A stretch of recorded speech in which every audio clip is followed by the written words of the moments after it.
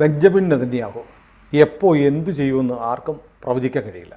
കാരണം ഫ്രാൻസിൽ നിന്നുള്ള 27 എംപിമാർ, കമ്മ്യൂണിസ്റ്റുകാരുണ്ട്, ഗ്രീൻ മൂവ്മെൻറ്റ്, പരിസ്ഥിതി പ്രവർത്തകരായ ഗ്രീൻ പാർട്ടിയുടെ എംപിമാർ, ഒരു വലിയ ഗ്രീൻ അങ്ങനെ 27 പേർ വെസ്റ്റ് ബാങ്ക് സന്ദർശിക്കാൻ വേണ്ടി എയർപോർട്ടിൽ വന്നപ്പോഴാണ് അറിയിപ്പ് കിട്ടുന്നത് നിങ്ങളുടെ വിസ ഇസ്രായേൽ ക്യാൻസൽ ചെയ്തിരിക്കുന്നു.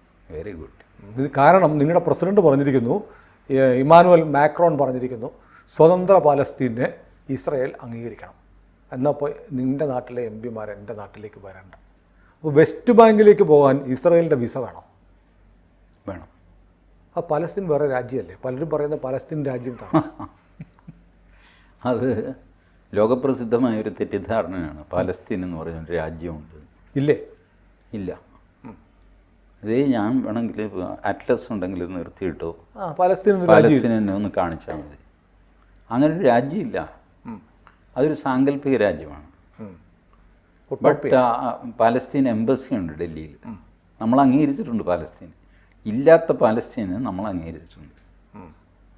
കുറേ അധികം രാജ്യങ്ങൾ, എൻ്റെ ഓർമ്മയിൽ 93 രാജ്യങ്ങളോ മറ്റോ പാലസ്തീനെ അംഗീകരിച്ചിട്ടുണ്ട്. അവിടെയൊക്കെ പാലസ്തീൻ എംബസിയൊക്കെ ഉണ്ട്. ബട്ട് പാലസ്തീൻ ഇല്ല. അതാണ് എൻ്റെ തമാശ.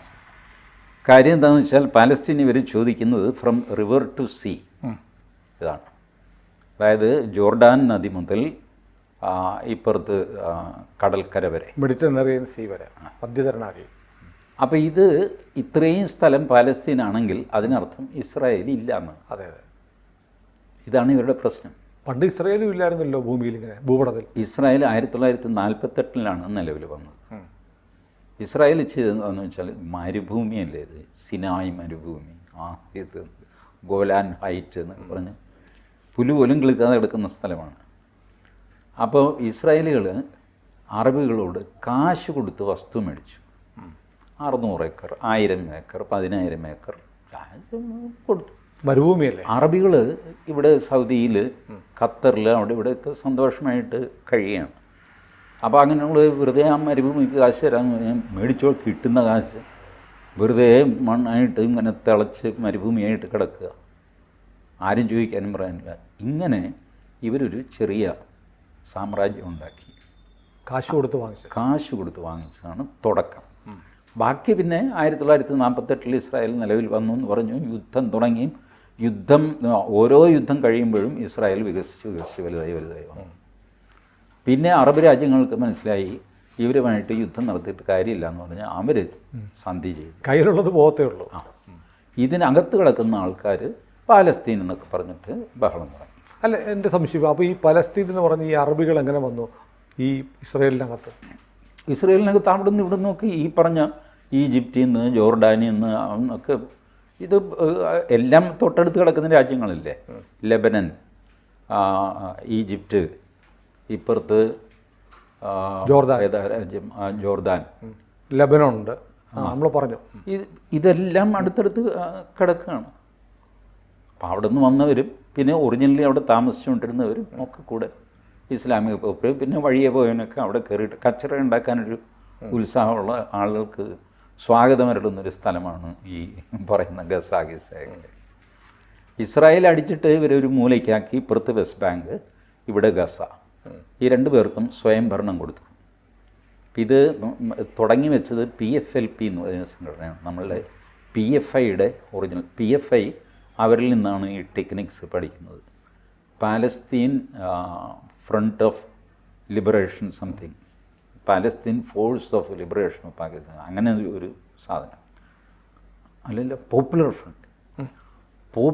Front of liberation of Pakistan, അതാണ് PFLP.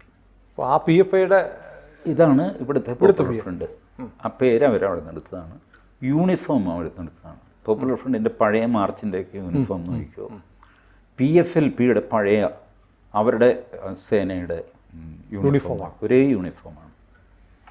അവരാണ് ആദ്യമായിട്ട്, PFLPയാണ് ആദ്യമായിട്ട് സോഷ്യൽ വർക്കിലൂടെ ഇസ്ലാമിനെ അധികാരത്തിൽ കൊണ്ടുവരാനുള്ള പരിപാടി ചെയ്തത്. ആംബുലൻസ്, ആശുപത്രിയിൽ ബ്ലഡ് കൊടുക്കുക, ഇത് അപകട രംഗത്ത് ഓടിച്ചിൽ, അങ്ങനെ ജനങ്ങളുടെ ഒരു ഗുഡ് വിൽ നേടുക, അതിലൂടെ ഇസ്ലാമിക ഭരണം കൊണ്ടുവരിക. ഈ ടെക്നിക്കായിരുന്നു PFLP. ഈ PFLP-യുടെ തലപ്പത്തുള്ളവരെ അട്ടിമറിച്ചിട്ടാണ് യാസർ അറാഫത്ത് അതിൻ്റെ തലപ്പത്ത് വന്നു. അതിൻ്റെ പേര് മാറ്റിയിട്ട് PLO. മെഷീനറി മൊത്തം PFLP-യുടെയാണ്.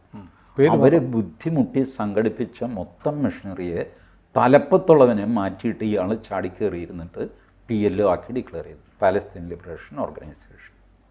അയാൾക്ക് വീര്യം പോരാന്ന് പറഞ്ഞിട്ട് അയാളെ തട്ടി മാറ്റിയിട്ടാണ് ഹമാസ് അധികാരത്തിൽ വരുന്നത്. അപ്പോഴും ബേസിക്കലി ഈ ഫോഴ്സ് PFLP ഉണ്ടാക്കിയ ഫോഴ്സാണ് വർഷങ്ങൾക്ക് മുമ്പ്. അങ്ങനെയാണ് ഇവന്മാർ ഈ പറയുന്ന യാസർ അറാഫത്തിന് സമാധാനത്തിലുള്ള നോബൽ സമ്മാനം കിട്ടിയ ആളാണ്. ലോകത്ത് ഏറ്റവും കൂടുതൽ ആളുകളെ കൊന്ന ഒരാളാണ്. എന്ന് വെച്ചാൽ ടെററിസം എന്നുള്ള വാക്ക് ലോകത്തിന് സംഭാവന ചെയ്തത് യാസർ അറാഫത്താണ്.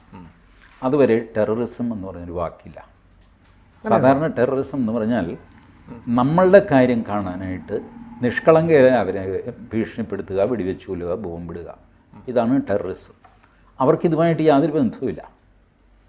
എൻ്റെ ചെയ്തിയിൽ പ്രതിഷേധമുള്ള ആൾ എന്നെ ഒന്നും ചെയ്യാൻ പറ്റാഞ്ഞിട്ട് സുനിലിനെ ഒന്ന് കൊല്ലുക, ഇതാണ് ടെററിസം. അപ്പോൾ യാസർ അറാഫത്താണ് ആദ്യം ഇത് നടപ്പിലാക്കുന്നത്. പുള്ളിയുടെ പാലസ്തീൻ, പുള്ളിയുടെ നേതൃത്വം അത് ഇതൊന്നും കിട്ടാതെയായി കഴിഞ്ഞപ്പോൾ ഇസ്രായേലിലെ അത്ലറ്റ്സ് മ്യൂണിക് ഒളിമ്പിക്സിൽ കളിക്കാൻ പോയവർ അവരെ അവിടെ നിന്ന് തട്ടിക്കൊണ്ടുപോയി പിന്നെ വെടിവെച്ചു. അങ്ങനെയാണ് ലോകത്ത് ടെററിസം ഒരു പ്രശ്നമാകുന്നത്. പിന്നെ അതൊക്കെ കഴിഞ്ഞ് വളരെ കാലം കഴിഞ്ഞിട്ടാണ് ടെററിസം എന്ന് പറയുന്ന ഒരു ഒഫൻസായിട്ടും അതിന് സ്പെഷ്യൽ ആക്റ്റും സംഗതിയൊക്കെ വരുന്നത്. നാട് നീളെ ഇതായി കഴിഞ്ഞപ്പോഴാണ്. അതുവരെ ഇതില്ല. ഈവൻ ഈ മഹാത്മാഗാന്ധിയെ കൊന്നതുകൊണ്ടില്ല, ഒരു ടെററിസ്റ്റ് ആക്റ്റായിട്ട് അന്ന് കൂട്ടിയിട്ടില്ല. ഇന്നാണെങ്കിൽ അത് കൂട്ടും. അന്നത് കൂട്ടിയിട്ടില്ല. കാരണം ടെററിസം എന്നുള്ള വാക്ക് നിലവിലില്ല 1948. അതുകൊണ്ട് കൊലക്കുറ്റം, പിന്നെ ആയുധം കയ്യിൽ വെച്ചു, എക്സ്പ്ലോസീവ്സ് കയ്യിൽ വെച്ചു, ഈ കുറ്റങ്ങളൊക്കെയാണ് ഇയാളുടെ പേരിൽ, ഗോഡ്സെയുടെ പേരിൽ. ടെററിസം ഇല്ല, UAP എന്നില്ല, NIA എന്നില്ല, ഈ വക സാധനങ്ങളൊന്നുമില്ല. കാരണം ഈ പ്രതിഭാസമില്ല. അപ്പോൾ അസാസിനേഷൻ, അത് അമേരിക്കൻ പ്രസിഡൻറ്റും പിന്നെ അസാസിനേറ്റ് ചെയ്ത് അവിടെ ഇവിടെയൊക്കെ വലിയ നേതാക്കന്മാരെയൊക്കെ കൊല്ലുമ്പോൾ ഒരു പൊളിറ്റിക്കൽ മോട്ടീവിലോട് കൊല്ലുമ്പോൾ അസാസിനേഷൻ എന്ന് പറയും. മറ്റേത് വെറുതെ മർഡർ എന്ന് പറയും. ഗാന്ധിയുടെ അസാസിനേഷനാണ്. കാരണം അതിനൊരു പൊളിറ്റിക്കൽ മോട്ടീവ് ഉണ്ടായിരുന്നു, some sort of ideology work behind that, assassination. മറ്റേത് മർഡർ. അപ്പോൾ ഈ സാധനം അന്നും ഉണ്ടായിരുന്നില്ല. അതുകൊണ്ട് അതൊരു ടെററിസ്റ്റ് ആക്റ്റായിട്ട് അന്നോ ഇന്നോ ആരും പറയുന്നില്ല. ഇന്നും ഗാന്ധിവധത്തെ ചൊല്ലി ഒരുപാട് ബഹളമൊക്കെ നടക്കുമെങ്കിലും ഗോഡ്സെ ടെററിസ്റ്റ് ആയിരുന്നോ എന്നുള്ളൊരു ചോദ്യമേ ഉന്നയിക്കുന്നില്ല. അതിനാരും മറുപടി പറയാറില്ല. കാരണം ആ സമയത്ത് അത് ഉണ്ടായിരുന്നില്ല. അതുകൊണ്ടാണ് ഇന്ന് looking back you can call him A terrorist, that is another thing. But at that time ഈ സംഭവം ഉണ്ടായിരുന്നില്ല. ഇതുണ്ടാക്കിയത് ഈ യാസർ അറാഫത്താണ്. അതനുസരിച്ച് യാസർ അറാഫത്തിനൊപ്പം സമാധാനത്തിന് നോബൽ സമ്മാനം കിട്ടി മെനാഹം ബെഗിൻ, ഇസ്രായേലിലെ. കാരണം ഈ പ്രശ്നം തീരട്ടെ എന്ന് വിചാരിച്ചിട്ട് ഏറ്റവും ക്രൂരന്മാരായ രണ്ടുപേർക്ക് സമാധാനത്തിലുള്ള നോബൽ സമ്മാനം കൊടുത്തു നോക്കി. എന്നിട്ടും തീർന്നില്ല. കാരണം അത് തീരാൻ പോകുന്നില്ല. ഇവർ ഈ റിവർ ടു സീ കംപ്ലീറ്റ് കിട്ടാതെ അടങ്ങില്ല എന്ന് ഇവർ. ഈ റിവർ ടു സീ കംപ്ലീറ്റ് നിങ്ങൾക്ക് തന്നു കഴിഞ്ഞാൽ ഇസ്രായേൽ ഇല്ലാതെയാകുമെന്നും ഞങ്ങൾക്കും ഈ ലോകത്ത് ജീവിക്കാൻ അവകാശമുണ്ടെന്നും യഹൂദികൾ. ഇതാണ് ഈ പ്രശ്നത്തിൻ്റെ കാതൽ. യഹൂദികളെ തുടച്ച് മാറ്റാതെ ഇവർ അടങ്ങില്ല. അത് അവരുടെ ഖുറാനിലും എഴുതിയിട്ടുണ്ട്. അല്ല, ഇപ്പോൾ ഇമ്മാനുവൽ മാക്രോൺ പറയുന്നത് അത് തന്നെയല്ലേ, ഇത് പലസ്തീനെ അംഗീകരിക്കണം, പലസ്തീൻ രാഷ്ട്രം വേണം. അതുകൊണ്ടാണ് സുനിൽ തുടക്കത്തിൽ പറഞ്ഞൊരു കാര്യമുണ്ടല്ലോ, ഈ നെതന്യാഹു എന്ത് ചെയ്യും എന്ന് ആർക്കും പ്രഡിക്റ്റ് ചെയ്യാൻ പറ്റില്ല. ഞാൻ പ്രഡിക്റ്റ് ചെയ്യാം, എല്ലാവർക്കും പ്രഡിക്റ്റ് ചെയ്യാൻ പറ്റും. നെതന്യാഹുവിന് വളരെ പ്രഡിക്റ്റബിളായിട്ടുള്ളൊരു നേതാവാണ്. തനിക്കെതിരെ ആരെന്ത് ശബ്ദിച്ചു കഴിഞ്ഞാലും കട്ട് ഓഫ്, മുറിച്ചു കളയും. അത് അമേരിക്കയാണെങ്കിൽ പോലും ഗുഡ് ബൈ ചേട്ടാ, ഫിനിഷ്. ഇത് പ്രഡിക്റ്റബിലിറ്റി അല്ലേ? അതൊരു നല്ല ഡിപ്ലോമസിയാണോ? Why should he be diplomatic? അയാളുടെ സർവൈവലിന് വേണ്ടി യുദ്ധം ചെയ്തിരിക്കുകയാണ്. ഒരു ഡിപ്ലോമസി എന്തിനാ? ഒരു ഡിപ്ലോമസി ആവശ്യമില്ല. അയാൾ ഒരു ചർച്ചയ്ക്കൊന്നും പോകാറില്ല. അയാളുടെ ഇൻ്റലിജൻസ് വിഭാഗമൊക്കെയാണ് പോകുന്നത്. ഇവരുടെ ഇസ്രായേലിൻ്റെ ഇൻ്റലിജൻസ് ഏജൻസി മൊസാദിൻ്റെ ഡയറക്ടറാണ് ചർച്ചയ്ക്കൊക്കെ പോകുന്നത്. അല്ലാതെ നെതന്യാഹു ഒരു ചർച്ചയ്ക്കൊന്നും പാടില്ല. ഒരു ചർച്ചയ്ക്ക് പോകുക, കാരണം ലൈൻ ഈസ് വെരി ക്ലിയർ. പിന്നെ ചർച്ച ഇത് ഒരു കാര്യം ചെയ്യാം, മൊസാദ് ഡയറക്ടറെ വിടും. അയാൾ അവിടെ പോയി കഴിഞ്ഞാൽ ഭൂലോകത്തൊരപ്പനാണ് മൊസാദ് ഡയറക്ടർ എന്ന് പറയുന്നത്. അയാൾ ഈ ഒരു ചർച്ച എങ്ങനെ അട്ടിമറിക്കാം എന്നുള്ള ഡിസൈനുമായിട്ടാണ് പോകുന്നത്. ഈ ശ്രീകൃഷ്ണൻ്റെ ഏർപ്പാടുണ്ടല്ല, ശ്രീകൃഷ്ണൻ ദൂത് പറയാൻ പോകുന്നു. അപ്പോൾ എങ്ങനെ എന്ത് ചെയ്തും യുദ്ധം ഒഴിവാക്കണം എന്നാണ്. ഒരു വീടെങ്കിലും കിട്ടിയാൽ മതി എന്നാണ് ധാരണ. ആദ്യം പകുതി രാജ്യം ചോദിക്കുക, പിന്നെ 5 ഗ്രാമം ചോദിക്കുക, പിന്നെ 5 വീട് ചോദിക്കുക, രക്ഷയില്ലെങ്കിൽ ഒരു വീടെങ്കിലും ചോദിക്കുക. ഇതൊക്കെയാണ് സംഭവം. ഇത് കഴിഞ്ഞ് ഇദ്ദേഹം പുറത്തിറങ്ങി കഴിഞ്ഞപ്പോൾ മുടിയൊഴിച്ച പാഞ്ചാലി മുമ്പിൽ നിൽക്കുന്നു. ഈ മുടി കെട്ടണമെങ്കിൽ ദുശാസനൻ്റെ മാറ് പിളർന്ന് ആ ചോരയിൽ കൈമുക്കി വേണം ഇത് കെട്ടാൻ. ഇവൻ്റെ മാറ് പിളർക്കണമെങ്കിൽ യുദ്ധം നടക്കണം. അപ്പോൾ ശ്രീകൃഷ്ണൻ എന്ത് ചെയ്യും? സമാധാനത്തിന് വേണ്ടി സംസാരിച്ചിട്ട് യുദ്ധം ഉണ്ടാക്കണം. ഇതായിരുന്നു ശ്രീകൃഷ്ണൻ്റെ ദൗത്യം. ലോക ചരിത്രത്തിലെ ഏറ്റവും വലിയ ഡിപ്ലോമാറ്റ് ശ്രീകൃഷ്ണനാണ്. And he saw to it. Sreekrishnan പോയി ഇങ്ങനെയൊക്കെ സംസാരിച്ച്, എന്നാൽ മറ്റവൻ സമ്മതിക്കാതെ ആയി, ഒരു രക്ഷയുമില്ലാതെ എന്നാൽ പിന്നെ യുദ്ധം. അപ്പോൾ ധർമ്മപുത്രർക്കും സമാധാനമായി, പാഞ്ചാലിക്കും സമാധാനമായി. ധർമ്മപുത്രൻ ചെയ്യാവുന്നതൊക്കെ നമ്മൾ ചെയ്തു, ഇനി യുദ്ധം. പാഞ്ചാലിയെ സമയത്തോളം അല്ല, ഇപ്പോൾ ടി ജി പറഞ്ഞു ഇത് മൊസാദിൻ്റെ ഡയറക്ടർ ഇപ്പോഴും ചെയ്യുന്നു. നമ്മൾ നിർഭാഗ്യവശാൽ നമ്മൾ ശ്രീകൃഷ്ണനെ വിട്ടുകളഞ്ഞു. ഇസ്രായേൽ ശ്രീകൃഷ്ണൻ്റെ പിന്നാലെയുണ്ട്. അതേ കാലടിപ്പാടുകളിലാണ് ഇസ്രായേൽ പോകുന്നത്. ഒറ്റ ഒരുത്തനെ ശത്രുവാണെന്ന് മാർക്ക് ചെയ്ത് കഴിഞ്ഞാൽ ഫിനിഷ്. അത് എവിടെ പോയിട്ടാണെങ്കിലും. അല്ല, നെതന്യാഹു ഒരു റോൾ മോഡലാണോ? നെതന്യാഹു രാഷ്ട്രതന്ത്രത്തിൽ ഒരു റോൾ മോഡലാണ്. ബാക്കി കാര്യത്തിൽ എനിക്കറിഞ്ഞൂടാ. രാഷ്ട്രതന്ത്രം ഇസ്രായേലിനെ കണ്ടു തന്നെ പഠിക്കണം. അൺകോംപ്രമൈസിങ് ആയിട്ട് അവരുടെ രാഷ്ട്രത്തിന് വേണ്ടിയിട്ട് അവർ നിലകൊള്ളുന്നു. ഏത് മാളത്തിൽ പോയി വിളിച്ചാലും അന്വേഷിച്ച് കണ്ടുപിടിച്ച് ഫിനിഷ് ചെയ്യും. മോദി ഇത് രണ്ടും ചെയ്യുന്നുണ്ട് എന്ന് വേണം ഊഹിക്കാൻ. കാരണം ഈ അജ്ഞാതനെ അജ്ഞാതനെ വന്ന് ഇത് ഒരിക്കലും ഗവൺമെൻറ് അത് സമ്മതിച്ചിട്ടില്ല, സമ്മതിക്കാനും പറ്റില്ല. ഏതെങ്കിലും സർക്കാരിനും പറയാൻ പറ്റുമോ? അവനെ തട്ടിയത് ഞാനാ. നെതന്യാഹു ഇത് പറയും കേട്ടോ. നെതന്യാഹു അജ്ഞാതനെയല്ല, ജ്ഞാതനെയാണ് വിടുന്നത്. കൊന്നു കഴിഞ്ഞ് 2 ദിവസം കഴിയുമ്പോൾ പറയും, ഞങ്ങളുടെ ആൾക്കാർ അവിടെ പോയിരുന്നു, ഞങ്ങൾ അന്നേ പറഞ്ഞില്ല അവനെ തട്ടു എന്ന് പറഞ്ഞു. ഇത് മോദി ഇത് തട്ടു എന്ന് പറയാറില്ല, തട്ടുകയാണ് ചെയ്യുന്നത്. പറയേണ്ട കാര്യമൊന്നുമില്ല. അതേസമയം നല്ല വഴിക്കും നോക്കും, നിയമപരമായ വഴിക്ക് ഇവനെ കിട്ടുമെങ്കിൽ നോക്കും. ഇപ്പോൾ തഹാവുറാണെ വർഷം കുറേ എടുത്തു, ബട്ട് കൊണ്ടുവന്നില്ല. അതുപോലെ മറ്റേ പന്നിന് പറ്റി കൊടുത്തിട്ടുണ്ട്.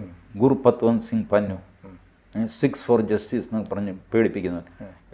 നവംബർ 19 എയർ ഇന്ത്യ ഫ്ലൈറ്റിൽ ആരും കയറരുത്, സകല എയർ ഇന്ത്യ ഫ്ലൈറ്റിലും ബോംബ് വയ്ക്കും. നവംബർ 19 യാതൊരക്കോ എന്നൊക്കെ പറഞ്ഞ് വീഡിയോ ചെയ്യുന്നു. ഈ നവംബർ 19 പുല്ലുപോലെ എയർ ഇന്ത്യയുടെ സകല ഫ്ലൈറ്റും ഭൂലോകത്ത് എല്ലായിടത്തും പോയി, ഒന്നും സംഭവിച്ചില്ല. ബട്ട് ഈ പന്നനെ തിരിച്ചു കിട്ടണമെന്ന് പറഞ്ഞിട്ട് നമ്മൾ തുടങ്ങി. ഒരു ദിവസം അവനെ കൊണ്ടുവരുന്നു തോന്നുന്നു. കാരണം ഇപ്പോൾ ട്രംപ് വന്നപ്പോഴത്തേക്ക് സെക്യൂരിറ്റി ഒക്കെ പിൻവലിച്ചു. നേരത്തെ FBI സംരക്ഷണയിലായിരുന്നു, ഇപ്പോൾ അതൊന്നുമില്ല. അപ്പോൾ അത് ചെയ്യും. അതുകൊണ്ട് നെതന്യാഹു ചെയ്യുന്നതിൽ യാതൊരു തെറ്റും ഞാൻ കാണുന്നില്ല. അയാളുടെ മനസ്സ് വളരെ ക്ലിയറാണ്, അയാൾ പ്രഡിക്റ്റബിളാണ്. മാക്രോൺ ഇത് കിട്ടേണ്ടതാണ്. മാക്രോൺ ഇപ്പോൾ അവിടെ വെസ്റ്റ് ബാങ്കിൽ പോയിട്ട് അയാൾ എന്ത് ചെയ്യാൻ പോവാ? ചുമ്മാ വേണ്ടാത്ത ഒരുങ്ങി വന്ന് MP തിരിച്ചുപോയി. തിരിച്ചു പോയിക്കോട്ടെ, അതൊന്നും അവർക്ക് വലിയ പ്രശ്നം. കമ്മ്യൂണിസ്റ്റുകാരും പരിസ്ഥിതിവാദികളാണ്. മാക്രോണും ഒരു അവസരവാദിയാണ്. മാക്രോൺ നാളെ തിരിച്ചു പറയും, അല്ല ഞാൻ അത് അങ്ങനെ ഉദ്ദേശിച്ചല്ല പറഞ്ഞു കേട്ടോ എന്നൊക്കെ പറഞ്ഞ് തിരിച്ചു പറയാം. മാക്രോണിന് ഇത് കളിക്കാനറിയാം. നെതന്യാഹുവിന് കളി ഒരു പ്രശ്നവുമല്ല. എന്ത് നിങ്ങൾ കളിക്കുകയോ കളിക്കാതിരിക്കുകയോ എന്ത് വേണമെങ്കിൽ ചെയ്തോ. ഏതായാലും നെതന്യാഹു നമുക്കൊരു റോൾ മോഡലാണെന്ന് തന്നെ പറയാം രാഷ്ട്രതന്ത്രത്തിൽ. അതെ, നോട്ട് മോർ ദാൻ ദാറ്റ്. അതിൽ കവിഞ്ഞ് നമ്മളൊരാളിനെ ഈ ഗ്ലോറിഫൈ ചെയ്യുന്നത് ശരിയല്ല. നെതന്യാഹു ആൺകുട്ടിയാണ്, ഭംഗിയായിട്ട് അയാളുടെ രാജ്യത്തിന് താല്പര്യം അയാൾ നോക്കുന്നു. അതിൽ കവിഞ്ഞിട്ട് അയാൾക്കൊരു ദിവ്യ പരിവേഷമൊന്നും കൊടുക്കാൻ ഞാൻ തയ്യാറല്ല. അതും ശരിയല്ല. കൂടുതൽ വാർത്തകളും വിശേഷങ്ങളും നിങ്ങളിലേക്ക് എത്താൻ ABC മലയാളം സബ്സ്ക്രൈബ് ചെയ്യുക, ബെൽ ബട്ടണും അമർത്തുക.